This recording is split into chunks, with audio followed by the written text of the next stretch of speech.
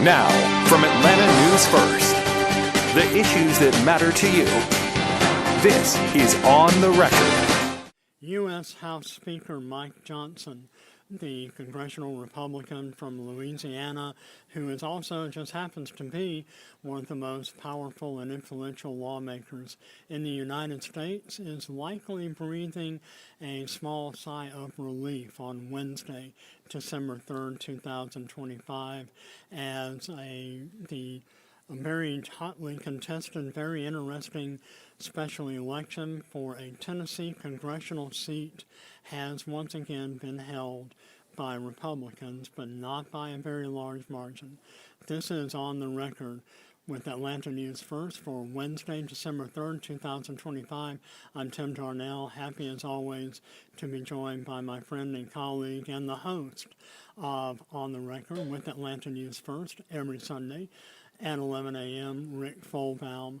Rick, before we talk about what happened in Tennessee, and that was a race that was being watched by a lot of very influential Democrats and Republicans and both parties, and likely by the White House itself, sure. I want to turn to some of the local election runoffs that we had last night. We are in a never-ending election season, and if you enjoy going to the polls, guess what, guys? We're only getting started. We have the 2026 midterms coming up.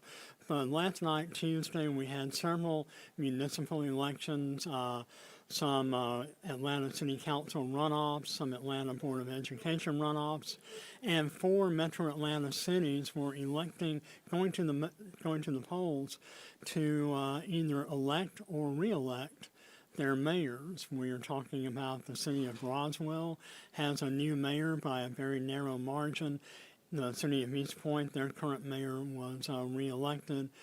Sandy Springs, Rusty Paul, I know that was a race that you were kind of following. He was very easily re-elected. And in South Fulton, arguably Georgia's newest municipality, they elected their 3rd mayor in only 8 years. That is a city that had just undergone a lot of turmoil since their citizens, the good people of South Fulton, voted to incorporate 8 years ago. Yeah, you're right. I mean, and again, these are runoff elections because during the original vote that took place last month in November, no candidate got 50% plus one, which would have meant an outright victory. And so the top 2 vote getters in those races, and you mentioned some of them, they went head-to-head yesterday. Let's start with the city of South Fulton because they have their very first female mayor-elect. Carmelita Gumbs is going to become the first female mayor of that young city, and of course she comes on board after a real tumultuous several years with Mayor Khalid Kobi Kamau, whose administration was racked with allegations of misuse of taxpayer dollars and other allegations, and so he didn't receive anywhere near the number of votes to be able to take part in yesterday's runoff. Gumbs faced off against Dr. Mark Baker, but she beat him handedly, and she will become, as of January 1st, when she's sworn in, the new mayor of South Fulton. She is promising a lot more transparency, and she is trying to restore, she says, the public's trust in the city government there in that young city. Another race that we were following closely was the mayoral contest in Sandy Springs, of course, a big suburb city in and of itself, north of Atlanta, where Rusty Paul, the incumbent mayor, was running for his 4th term. And this was interesting because in the general election in November, he faced off against 3 other opponents. And if you had taken the totals of those 3 other opponents and added them together, they beat the percentage of votes that Rusty Paul received in the general election. And so the thinking was that if the candidate, the number 2 candidate here in this case, Dante Carter, if he could get the support of those 2 other candidates who were running with him against Rusty Paul, and sort of gotten that whole coalition together, he might have been able to beat Rusty Paul, but at the end of the day, he came nowhere close. The incumbent mayor, who has a long history in city government, as the formerly sat on the city council of Stone Mountain, he was a former chair of the Republican Party here in Georgia for a number of years, and he's been the mayor of Sandy Springs, only the second mayor in that city's history, and he will now serve a fourth term. People in Sandy Springs pretty happy, evidently, according to the polls anyway, with the direction that Mayor Paul has taken that city in. You know, and you mentioned a couple of other races that we've been watching here. No real upsets. One real change, I guess, and that is the city of Roswell will have a brand new mayor as a result of yesterday's elections. The incumbent mayor in that city was voted out of office, and there will be a new mayor in Roswell come the beginning of the year. So those are the local races that everybody was keeping a close eye on. You know, when you look at the history of Sandy Springs and South Fulton and some of the other fairly new metro Atlanta cities, in the for most of the latter part of the 20th century, we had a very strong Democratic Party control of both the state house and the state senate. Really, in the late 1990s, heading into the early 2000s, we saw Republicans taking control not only of both chambers under the Gold Dome at Atlanta, but also the governor's mansion. And that really began paving the way or laying a little bit more of political support for the idea of municipalization. We saw for many years Dunwoody and Sandy Springs were fighting in the late 90s while the legislature was under Democratic Party control to become more involved in their own self-government. Now we have Dunwoody, Sandy Springs. Those are the two cities that really were the first to incorporate in the early 2000s. Then we have Johns Creek, Brookhaven, where I live, and now the city of South Fulton. But Sandy Springs and South Fulton, they've kind of taken divergent paths to becoming a city, because Sandy Springs, Dunwoody, others had some very stable leadership, and their citizens were very much of a mind that they wanted their own form of self-government. South Fulton is obviously the same, but South Fulton has just been plagued by, almost since its very beginning. Take us through the challenges of what it takes to actually become your own municipal entity.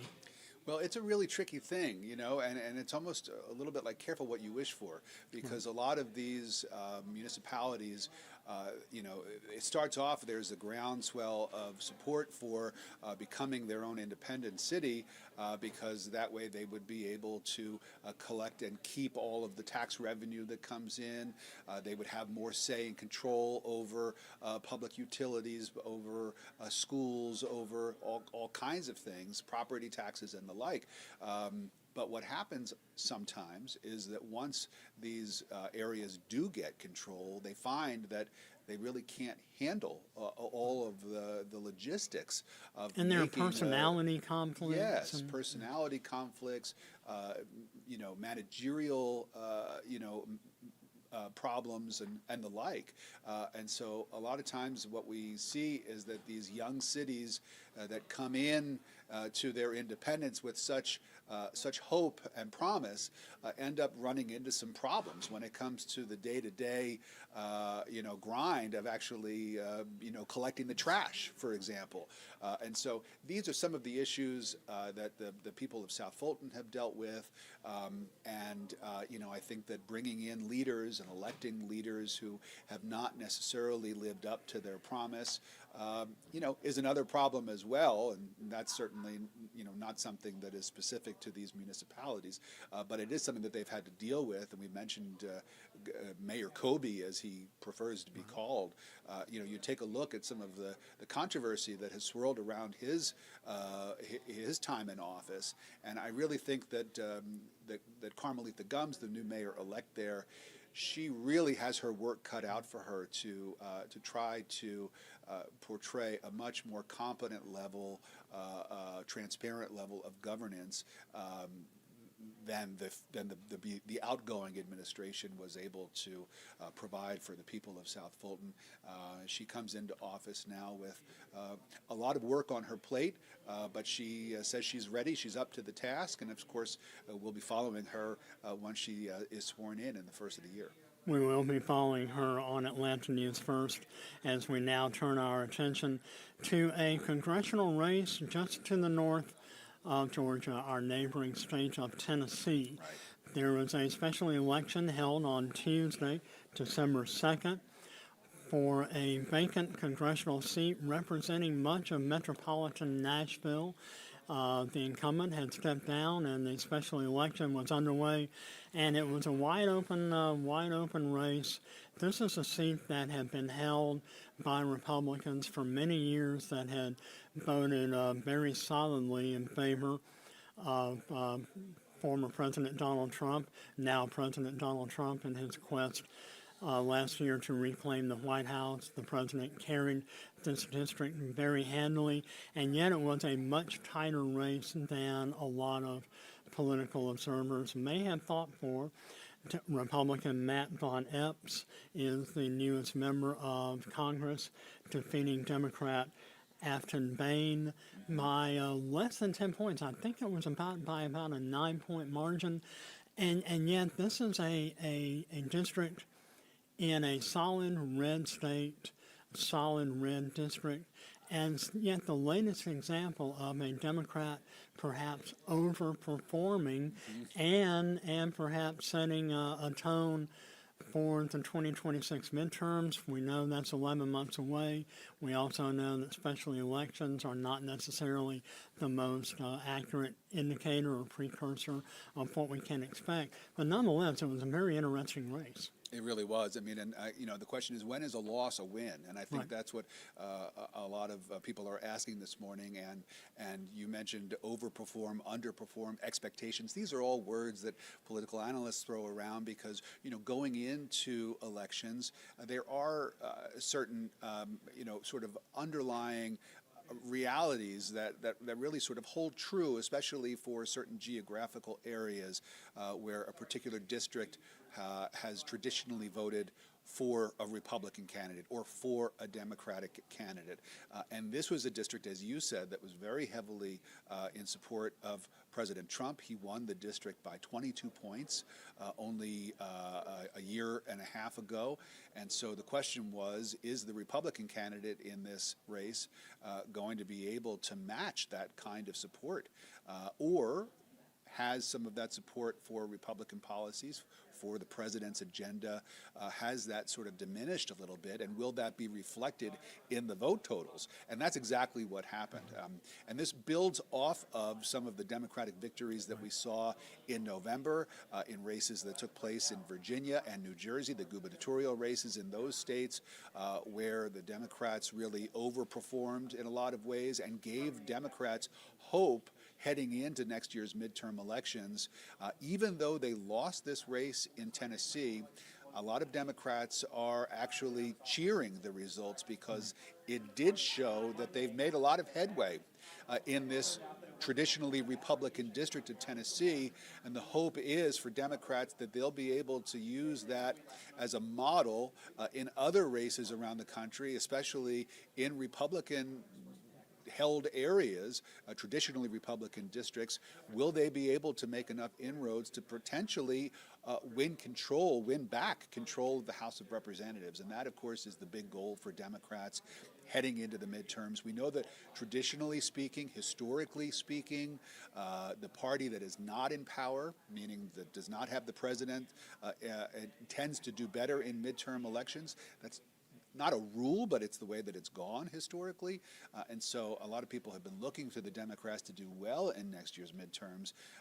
And all signs are pointing to that being, in fact, the case. Will it be enough for them to win enough seats to win back a majority in the House of Representatives? That remains to be seen.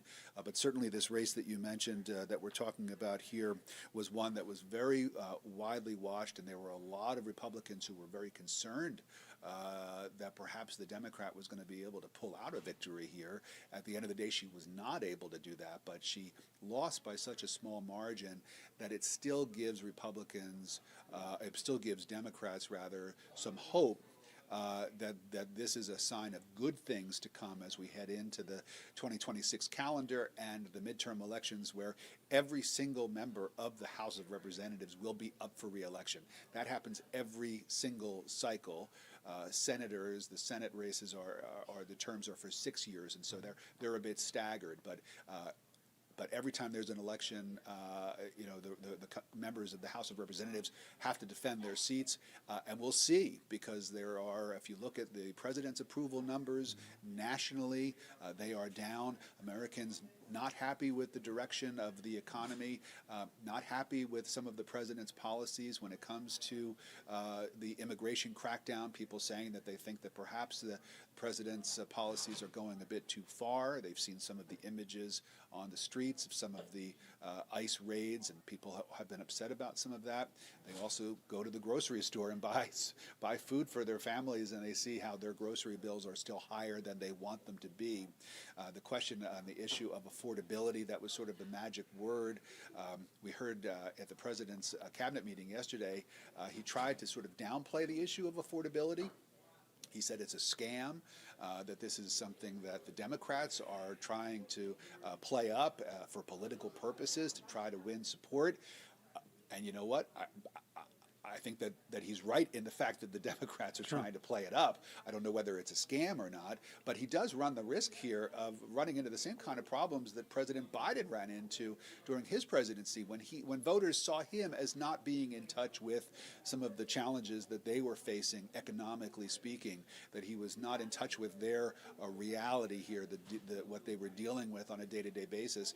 And if President Trump doesn't acknowledge the fact that there is an affordability crisis and that his administration does need to do more to solve it, that's something that could come back to haunt him and his Republican colleagues as we head towards this next election cycle. And we're talking about President Trump and some of the crises and challenges and controversies surrounding his brand new, or not, shouldn't say brand new, we're coming up into the 11th month, almost the first year very soon, of the 47th president's White House administration. The other issue that he's facing is more of an international issue, but it does have some domestic repercussions, as we're seeing some Republican senators beginning to question the administration's policies of carrying out lethal strikes on suspected drug running boats running out of Venezuela. And the Secretary of Defense, Pete Hegseth, and the President seem to be kind of getting their wires a little bit crossed as far as what public message they're sending out.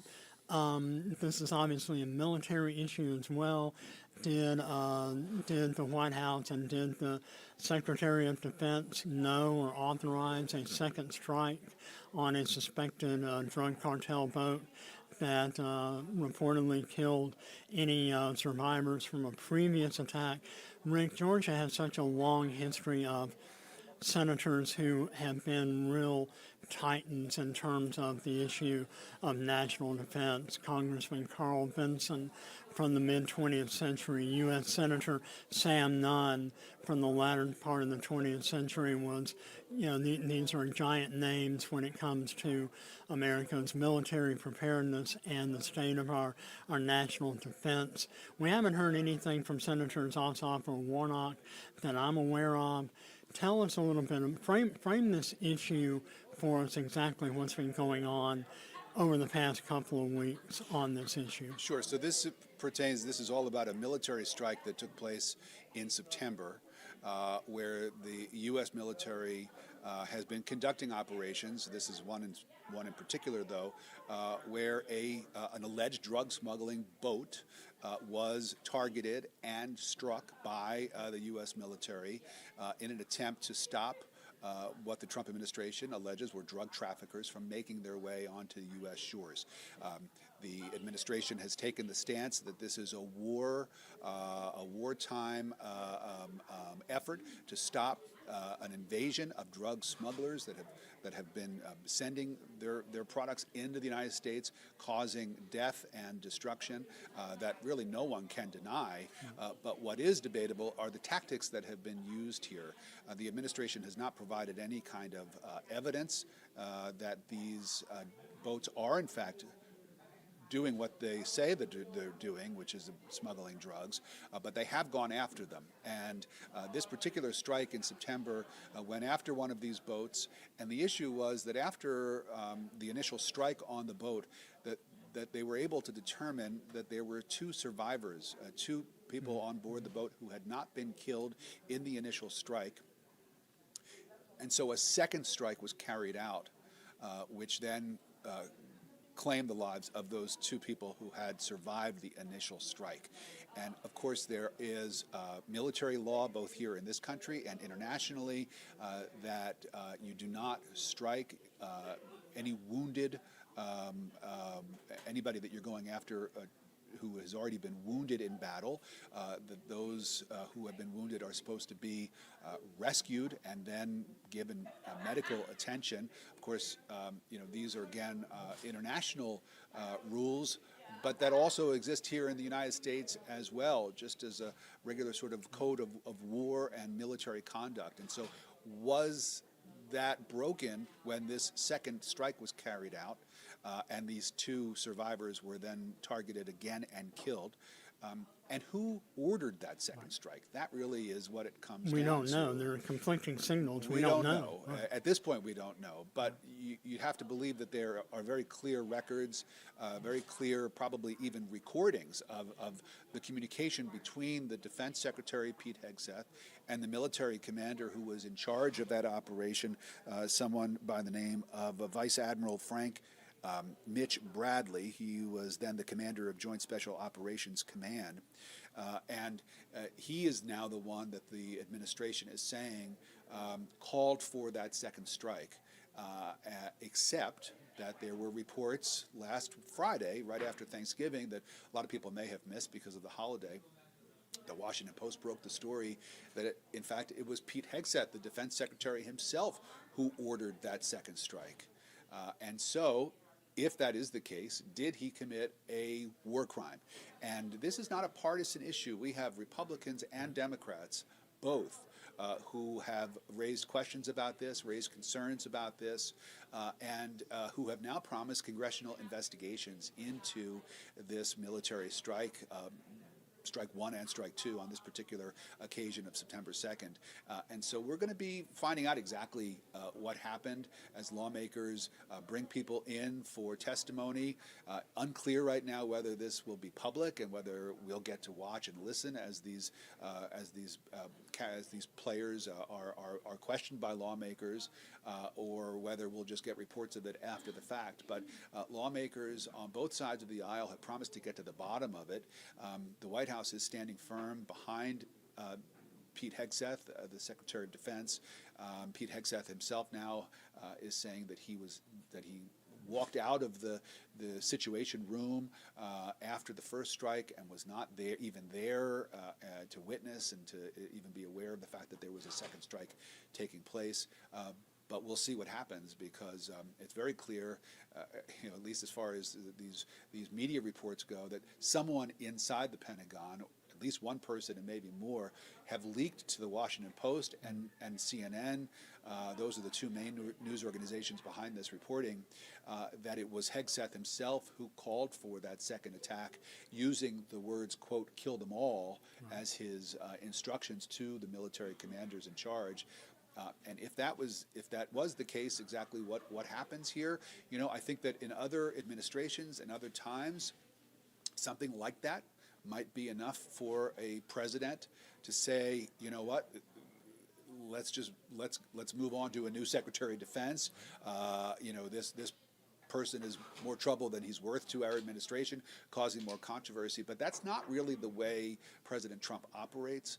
When members of his administration have come under attack for saying or doing certain things, he has really, in most cases, at least in this second term, has stood by them and really dug in his heels in terms of supporting them. And so we'll see what happens here. It'll be very interesting to see what these congressional hearings turn up. But again, it seems pretty clear that there are people inside the Pentagon who wanted the public to know their side of this story, which was that Hegseth was responsible. We don't know exactly who those people are, those sources who spoke to journalists about this, but clearly there is some feeling on the inside of the Pentagon among some of the rank and file that perhaps Pete Hegseth has overstepped his authority here, made a mistake, and that he shouldn't be placing the blame on the military commanders, but rather taking the blame himself. So we'll see how that all plays out. It's a bipartisan issue, as you said, and you kind of have to wonder.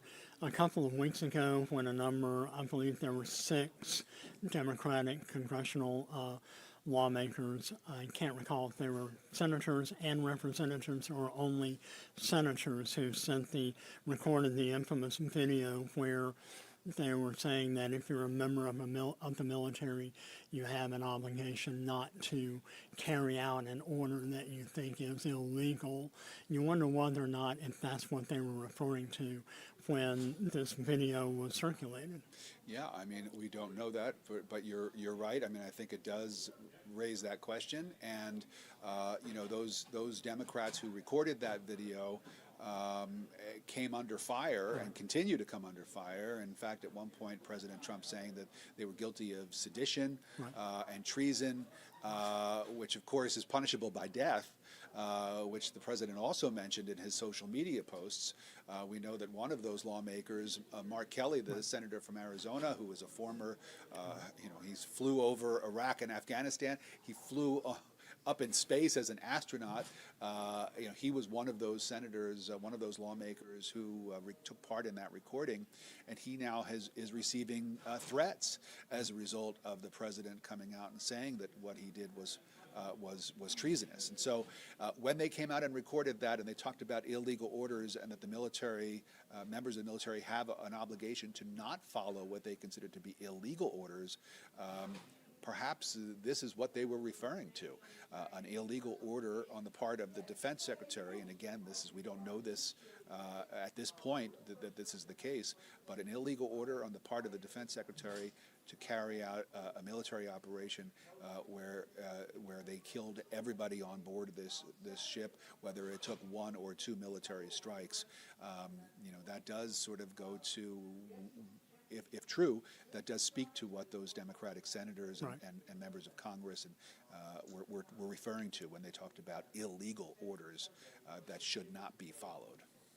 Today is Wednesday, December 3rd, 2025, and you've been watching and listening to On the Record with Atlanta News First, our midweek podcast where we take a look at some of the local, state, national, and even international issues that are making headlines across the American political spectrum. A reminder always to watch On the Record with Atlanta News First every Sunday at 11 a.m. on Atlanta News First, hosted by my friend and colleague Rick Folbaum and our outstanding political reporter Doug Reardon. Thanks to all of you for watching and listening to this edition of On the Record with Atlanta News First. Thank you for watching A&F Plus. For more breaking news, live coverage, and your community stories, download the Atlanta News First app. You can also watch us on YouTube, Roku, Apple TV, and Fire TV.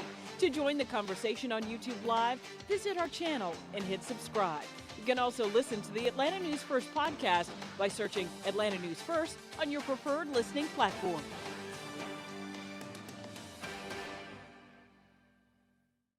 Now, from Atlanta News First.